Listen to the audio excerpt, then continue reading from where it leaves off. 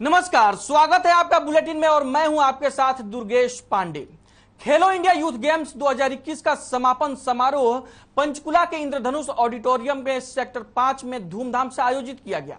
इस समारोह में हरियाणा के राज्यपाल बंडारू दत्तात्रेय मुख्य अतिथि के तौर पर मौजूद रहे, जबकि मुख्यमंत्री मनोहर लाल विशेष अतिथि रहे। वहीं केंद्रीय खेल मंत्री अनुराग ठाकुर और हरियाणा के खेल राज्य मंत्री संदीप सिंह भी कार्यक्रम में मौजूद रहे। आपको बता दें कि राज्यपाल ने पहले, दूसरे और तीसरे स्थान पर रहने वाले राज्यों को सम्मानित भी किया। इस मौके पर सीएम मनोहर लाल ने अपने संबोधन में कहा कि खेलो इंडिया के लिए इनाम की राशि डबल की गई, तो वहीं हरियाणा के लिए गोल्ड लाने वाले खिलाड़ी को 1 लाख, सिल्वर लाने वाले खिलाड़ियों को 60,000 और ब्रॉन्ज मेडल लाने वाले खिलाड़ियों को 40,000 रुपए का इनाम दिया जाएगा। इतना ही नहीं, पार्टिसिपेट करने वाले खिलाड़ियों को भी 5-5 हजार रुपए का इनाम दिया जाएगा।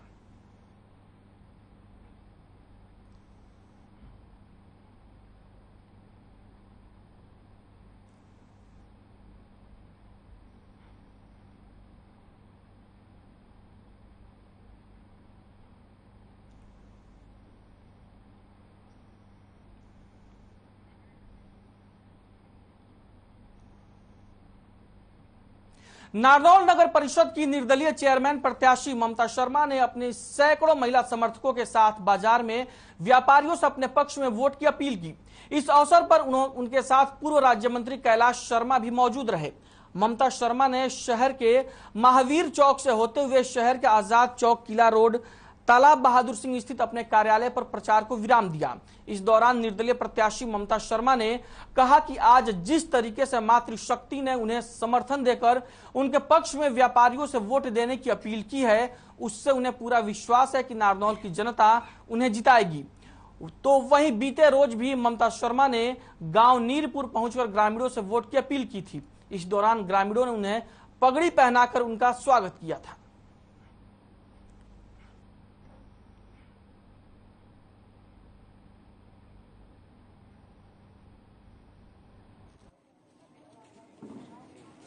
जनता से वोट की अपील करते हैं, जनता का काम करेंगे, जनता वोट देगी। डोर टू डोर भी कर रहे हैं, पब्लिक मीटिंग भी कर रहे हैं, नुक्कड़ सभाएं भी कर रहे हैं, समस्याओं की बात भी कर रहे हैं। पानी का प्रबंध करेंगे, बिजली का प्रबंध करेंगे, भ्रष्टाचार को खत्म करेंगे, नगर परिषद की जितने भी अधिकार हैं उन सब का इस्तेमाल जनता के हित के लिए करेंगे। लोगों का बहुत बढ़िया समर्थन है, फर्स्ट क्लास। बेहद देखो, अब आपने देखा नहीं गांव के अंदर एक छोटी सी बात के ऊपर, छोटे से समाचार के ऊपर थोड़े समय में कितने आदमी इकट्ठे हुए। स्वागत करते हुए बहुत बहुत धन्यवाद समस्त ग्रामवासियों का। श्री कैलाश शर्मा को, पूर्व मंत्री को। वही खबर भिवानी से है, जहां कृष्णा कॉलोनी में एक बाइक पर सवार 2 नकाबपोश बदमाशों ने हवाई फायरिंग करके दहशत फैलाने का प्रयास किया। आपको बता दें कि नकाबपोश बदमाश बाइक पर सवार होकर आए थे और बदमाशों ने ज्वेलरी की दुकान की तरफ देखकर गोली चलाई थी। घटना की सारी वारदात सीसीटीवी में कैद हो गई। बदमाशों की ओर से किए गए फायर के बाद पूरे क्षेत्र में सनसनी फैल गई। मामले की जानकारी पुलिस को दी गई। फिलहाल पुलिस ने शहर में नाकेबंदी कर दी है और सीसीटीवी फुटेज के आधार पर मामले की जांच में जुट गई है।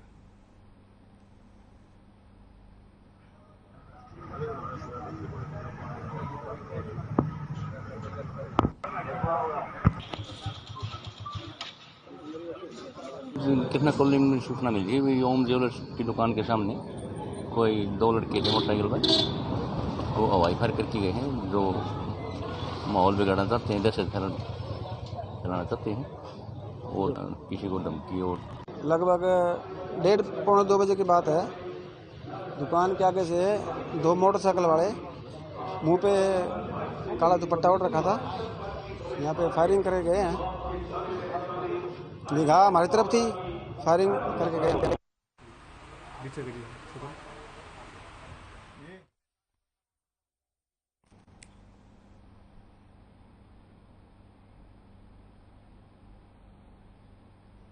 वहीं गुरुग्राम पुलिस ने अपहरण और 10 लाख रुपए की फिरौती मामले का खुलासा करते हुए 5 आरोपियों को गिरफ्तार किया है।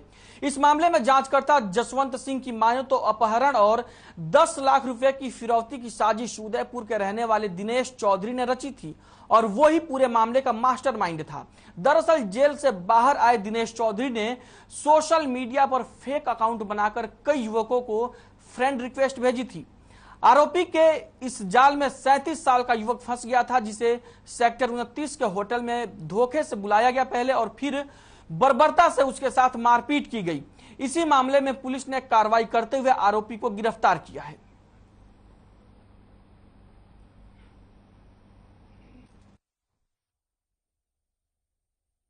ये हमारे पास 7 तारीख को हमने एफआईआर दर्ज की थी राकेश शर्मा नाम के व्यक्ति की शिकायत पर, और छानबीन के दौरान ये 5 लोगों को हमने गिरफ्तार किया है। कौन है सर ये 5 लोग? क्या कुछ इसकी साजिश रची गई थी? ये बेसिकली जो मुख्य साजिश करता है वो है दिनेश चौधरी, जो कि जयपुर का रहने वाला है। ये कुछ समय पहले किसी 307 के मुकदमे में जेल में बंद था।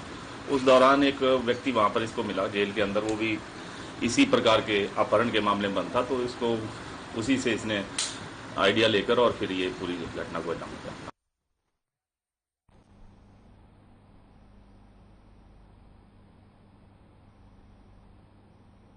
वहीं साइबर सिटी गुरुग्राम में इन दिनों एटीएम ठगी के मामले लगातार बढ़ते नजर आ रहे हैं। गुरुग्राम के खेड़की दौला और न्यू कॉलोनी में एटीएम ठगी के नए मामले सामने आए हैं। हालांकि दोनों ही मामलों में शातिर ठग सीसीटीवी में कैद हो गए हैं। बावजूद इसके पुलिस इन ठगों को गिरफ्तार करने में नाकामयाब रही है। इतना ही नहीं, जब पीड़ित अपनी शिकायत लेकर पुलिस के पास जाते हैं तो पुलिस मामला दर्ज करने में आनाकानी करती है। लेकिन जब उच्चाधिकारियों के संज्ञान में मामला लाया गया तो पुलिस ने दोनों ही शिकायत को दर्ज किया। फिलहाल पुलिस ने मामला दर्ज कर जांच शुरू कर दी है। साइबर सिटी गुरुग्राम में एटीएम में ठगी के मामले लगातार बढ़ते जा रहे हैं और पुलिस भी इन मामलों को लेकर लापरवाह दिख रही है। ऐसे ही 2 मामले सामने आए हैं जिनमें पुलिस ने एफआईआर लिखने तक से मना कर दिया था, लेकिन फिर जब उच्चाधिकारियों के संज्ञान में मामला आया तब जाकर पुलिस ने मामले में शिकायत दर्ज की और अब मामले की जांच जारी है।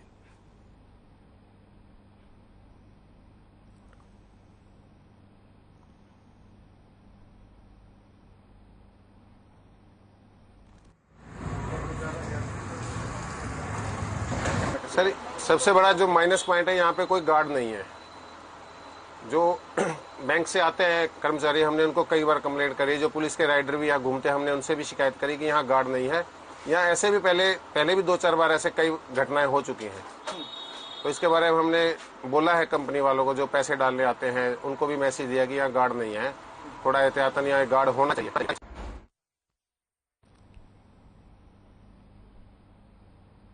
वहीं होडल में सीआईए टीम ने सुमित हत्याकांड में शामिल 5000 का इनामी बदमाश को गिरफ्तार करने में सफलता हासिल की है। मामले में सीआईए पहले ही महिला आरोपी को गिरफ्तार कर चुकी है। होडल थाना प्रभारी निरीक्षक जंगशेर सिंह ने बताया कि पीड़ित ने शिकायत दर्ज कराई थी। इस हत्याकांड में आरोपी ललित और उसकी मां शामिल है, जिस पर पुलिस ने कार्रवाई करते हुए आरोपियों को गिरफ्तार किया है।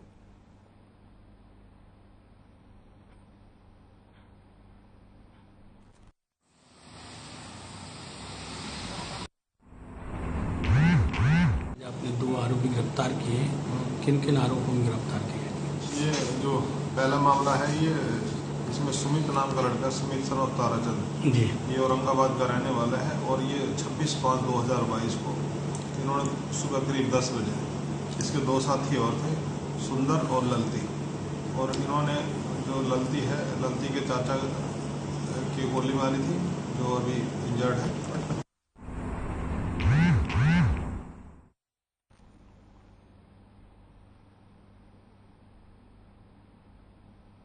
वहीं खबर रानिया से है, जहां हरियाणा स्टेट नारकोटिक्स ब्यूरो की ओर से कॉम्बिंग ऑपरेशन चलाया गया। बता दें कि आपको हरियाणा स्टेट नारकोटिक्स ब्यूरो के एसपी ताहिर हुसैन के नेतृत्व में यह कॉम्बिंग ऑपरेशन चलाया गया। इस ऑपरेशन में करीब 100 पुलिस अधिकारी और कर्मचारी मौजूद थे। ऑपरेशन में 2 डीएसपी जितेंद्र कुमार, डीएसपी प्रदीप कुमार और 8 इंस्पेक्टर भी शामिल रहे। वहीं टीम ने इस मामले में 3 लोगों को गिरफ्तार किया है और साथ ही इसके कब्जे से ड्रग्स की खेप भी बरामद की गई। फिलहाल पुलिस ने पकड़े गए आरोपियों के खिलाफ रानिया पुलिस थाने में मामला दर्ज कर लिया है और जांच में जुटी हुई है।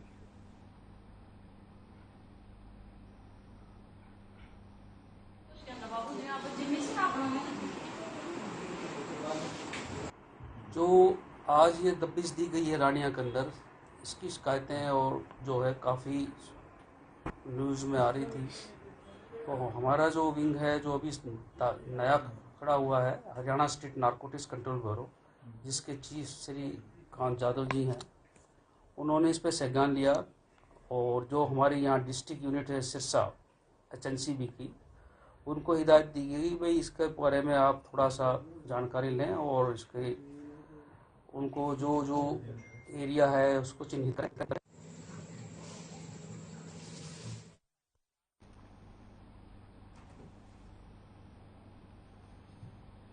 वहीं बादली के BDPO भवन में मुख्यमंत्री परिवार उत्थान मेला के तृतीय चरण का आयोजन किया गया, जिसमें ADC ने शिरकत की और मेले का निरीक्षण किया। मुख्यमंत्री परिवार उत्थान मेले के माध्यम से लोगों की आमदनी को बढ़ाने और लोगों को सरकार की योजनाओं की जानकारी उपलब्ध करवाई जाती है। मुख्यमंत्री अंत्योदय परिवार उत्थान मेले में काफी संख्या में लोगों ने बढ़ चढ़कर हिस्सा लिया। अब तक 89 लाभार्थियों ने मेले में अपना रजिस्ट्रेशन करवाया है।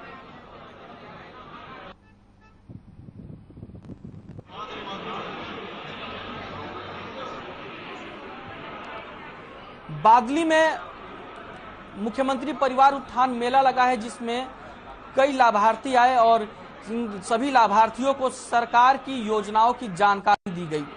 मेले में अधिकारियों ने भी शिरकत की और जो लोग मेले में आए थे उनको सरकार की ओर से चलाई जा रही जो तमाम योजनाएं हैं जिससे लोग लाभ ले सकते हैं, उनकी जानकारी लोगों तक पहुंचाई गई।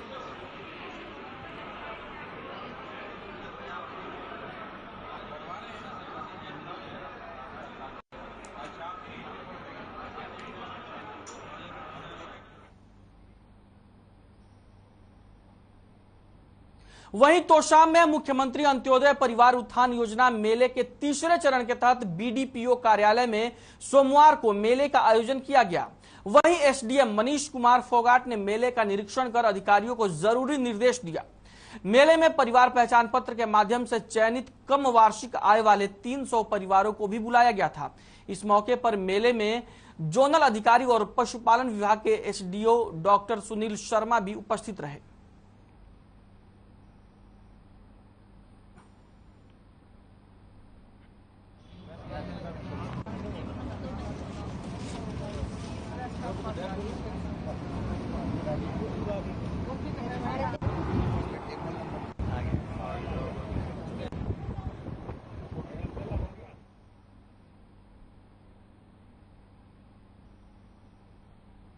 बुलेटिन में फिलहाल वक्त एक ब्रेक का है, रुकते हैं कुछ पलों के लिए।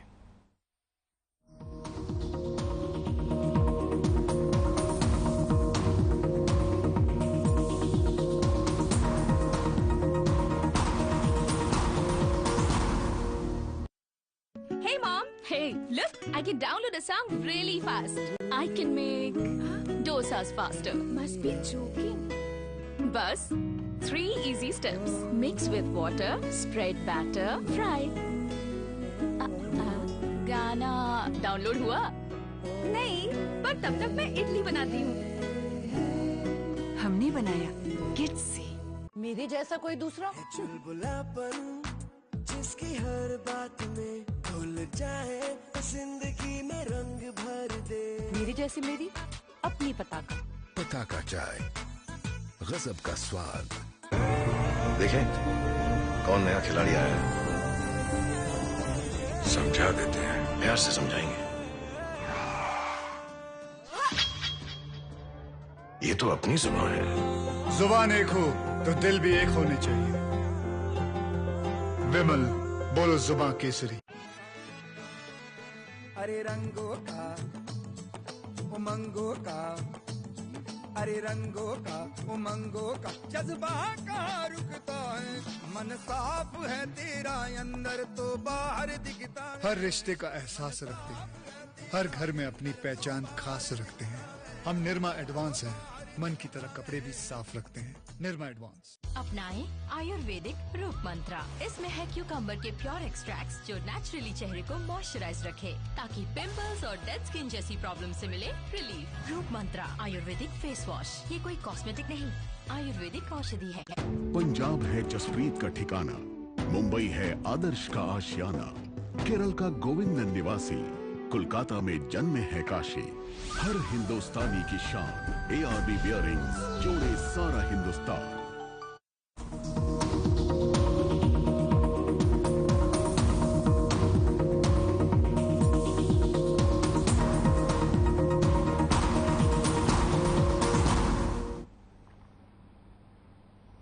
ब्रेक के बाद स्वागत है आपका। हरियाणा के दिव्यांगजन आयुक्त राजकुमार मक्कड़ ने सोमवार को लोक निर्माण विश्राम गृह में प्रेस वार्ता की। इस दौरान उन्होंने कहा कि सरकारी भवनों में दिव्यांगों के प्रवेश और अन्य मूलभूत सुविधाएं मुहैया कराई जाए। इसके साथ ही बैंक, मॉल और अन्य प्राइवेट संस्थानों में भी सभी प्रकार की सुविधाएं मुहैया कराने की उन्होंने आदेश दिए ताकि दिव्यांगजनों को किसी भी प्रकार की कोई परेशानी ना हो। उन्होंने कहा कि जिले के 45 सरकारी भवनों में से 30 में रैंप, दिव्यांग शौचालय आदि की व्यवस्था है। बाकी बचे भवनों में भी सुविधाएं देने के लिए अधिकारियों को दिशा निर्देश दिए गए हैं। इस मौके पर उन्होंने दिव्यांगों की समस्याएं भी सुनी और उनका निराकरण करने का आश्वासन भी दिया। साथ ही उन्होंने कहा कि सभी दिव्यांगजनों को यूडीआईडी कार्ड बनवाना जरूरी है ताकि उन्हें विभिन्न योजनाओं का सीधा लाभ मिल सके।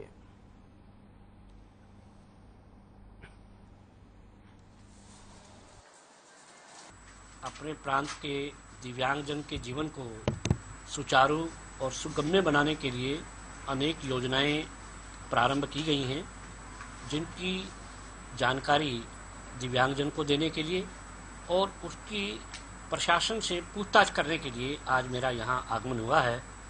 जिला प्रशासन के विभिन्न विभागों के अधिकारी आज इस मीटिंग में आए थे, जिसमें ये तय हुआ है कि कैथल जिले की 45 बिल्डिंग पब्लिक बिल्डिंग हैं, जिनका पीडब्ल्यूडी संभाल करता है। ऐसी बिल्डिंग्स में से लगभग 30 भवन सुगम्य हो चुके हैं, जहां प्रॉपर रैंप है, जहां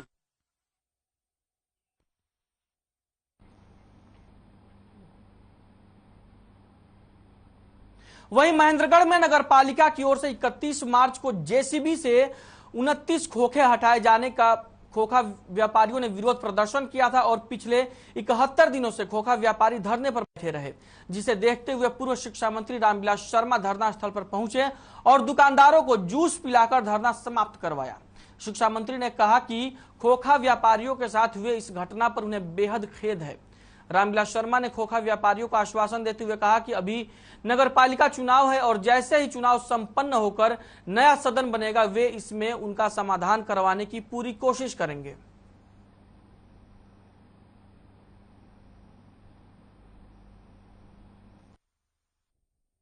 31 मार्च को मैं रात के 9 बजे और यहाँ अपने नगर के ये छोटे व्यापारी खोखा वालों के बीच में आया था और जेसीबी के सामने मैं खड़ा हुआ था। तब से लेकर के ये हमारे नगर के 29 खोखे वाले व्यापारी लगातार धरने पर बैठे हैं और लगातार हमारा इनसे संपर्क रहा। आज मैं इनका धन्यवाद करता हूं।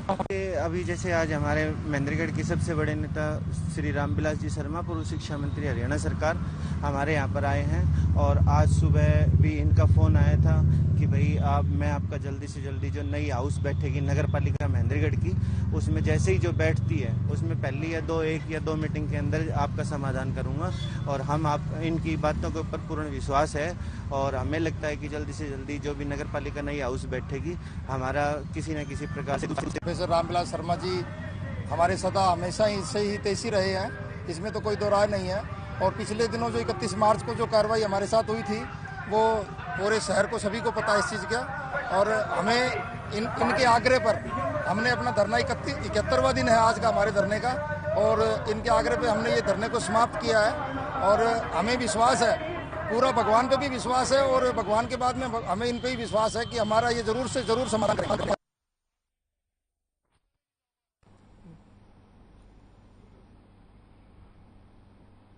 वहीं नरवाना के आदर्श नगर में पिछले 1 महीने से गंदे पानी की समस्या को लेकर गुस्साए लोगों ने रेलवे रोड जाम कर जमकर नारेबाजी की। नाराज लोगों ने एसडीएम जन स्वास्थ्य विभाग के एसडीओ जेई और एक्सीएम के खिलाफ मुर्दाबाद के नारे लगाए। लोगों का कहना है कि पानी इस कदर खराब और दूषित है कि उसे पीना तो दूर, उससे हाथ या कपड़े भी नहीं धो सकते हैं। पीने के लिए जिस पानी की सप्लाई हो रही है उसमें इतनी गंदगी आ रही है कि पानी पीने लायक नहीं है। इसे लेकर जन स्वास्थ्य विभाग के अधिकारियों को लिखित में शिकायत भी दे चुके हैं, लेकिन समस्या का समाधान नहीं किया जा रहा है। दूषित पेयजल आने से कॉलोनी के लोगों में बीमारी फैलने का डर बैठ गया है।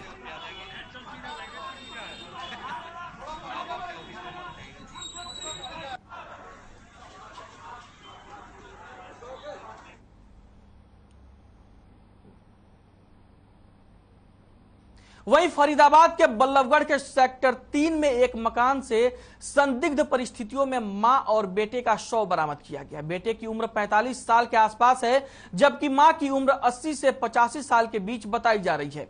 मामले की जानकारी मिलने के बाद पुलिस जांच में जुटी हुई है। देखिए ये रिपोर्ट।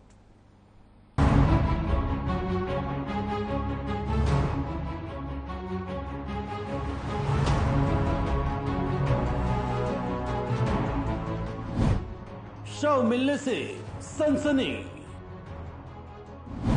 एक साथ मिले मां बेटे के शव। एक साथ खत्म हुई 2 पीढ़ियां। फरीदाबाद के बल्लभगढ़ के सेक्टर 3 में उस वक्त सनसनी फैल गई जब एक ही मकान से एक साथ मां बेटे के शव निकले। मकान अंदर से बंद था और अंदर ही मां बेटे दोनों की मौत हो चुकी थी। मामला तब खुला जब लोगों को मकान से बदबू आई। पड़ोसियों का कहना है कि मकान से बदबू पिछले 2 दिनों से आ रही थी, जिसको लेकर पड़ोसियों ने पुलिस को मामले की जानकारी दी।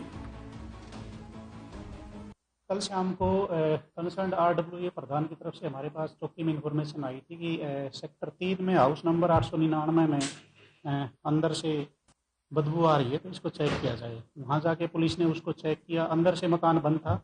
अंदर जाके चेक किया गया RWA के लोगों को साथ लेके, तो उसके बाद उसमें 2 डेड बॉडी मिली। एक लड़का है जिसका नाम तरुण है, उम्र करीबन 45 साल है, और एक उसकी मदर है 80-85 साल की वृद्ध महिला।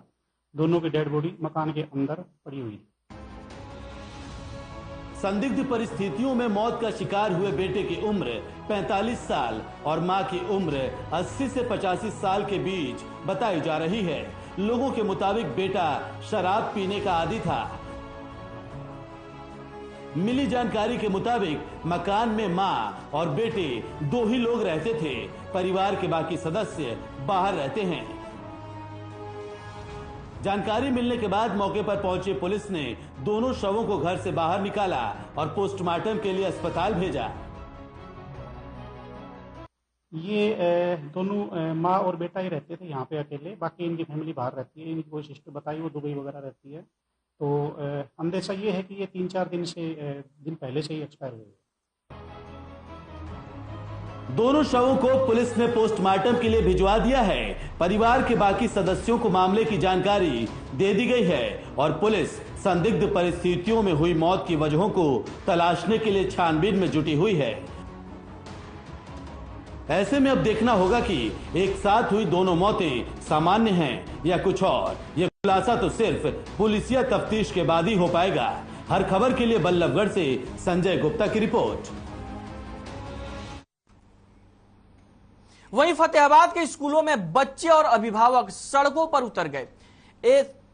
SMC कमेटी और अभिभावक मंच ने DC कार्यालय पर पड़ाव डाल दिया और धरने पर बैठ गए। धरने पर बैठे स्कूली बच्चों और अभिभावकों का कहना है कि सरकारी स्कूलों में 2 सालों से बच्चों को पाठ्य पुस्तकें नहीं मिल रही हैं। वहीं स्कूलों में जाने के रास्ते भी नहीं है। वहीं संस्कृति मॉडल स्कूलों में फी लगती है, जिसके चलते गरीब और आम लोगों के बच्चों के लिए वहां की पढ़ाई मुश्किल हो रही है।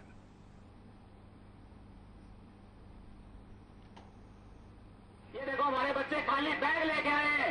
3 साल से निगरानी सरकार।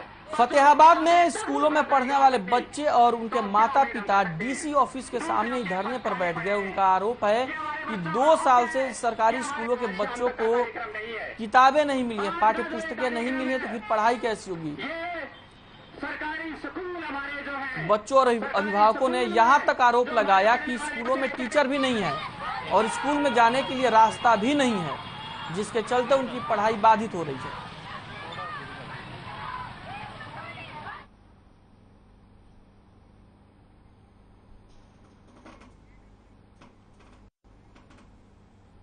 बुलेटिन में फिलहाल के लिए इतना ही। मुझे दीजिए इजाजत और आप बने रहिए हर खबर के साथ।